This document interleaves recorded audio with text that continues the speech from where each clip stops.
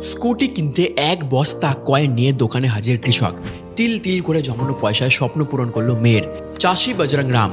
আয় রোজগার তেমন নেই, কিন্তু মেয়ে চম্পা ভগতের একটা স্কুটার কেনার ইচ্ছা তিনি ভোলেননি। দাম প্রায় 1,00,000 টাকা, যা তার পক্ষে স্বপ্নের চেয়েও বড় সংখ্যা।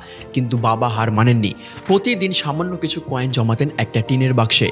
6 মাস পর সেই টিনের বাক্স ভরে উঠল স্বপ্নে। এক সকালে বজরং রাম কাঁধে তুলে নিলেন এক বস্তা কয়েন আর পা বাড়ালেন কাছের শোরুমে।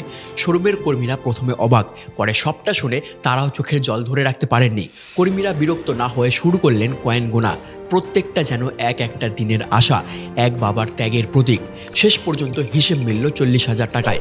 বাকি টাকা ইএমআইতে দেবে। কাগজপত্র সেরে মেয়ের হাতে তুলে দিলেন একদম নতুন স্কুটির চাবি। স্কুটারের চাবি হাতে নিয়ে চোখ ভিজে ওঠে চম্পা। মধ্যবিত্ত পরিবারে বিশাল বড়সড় স্বপ্ন থাকে না, এগুলোই থাকে যেটার জন্য অনেকটা পরিশ্রম, ত্যাগ আর ধৈর্য লাগে। সৎ পথে উপার্জন করে স্বপ্ন পূরণের এই জেদ দেখে খুশি শোরুমের কর্মীরাও। স্কুটি কিনে হাসি মুখে বাড়ি ফিরল বাবা মেয়ে।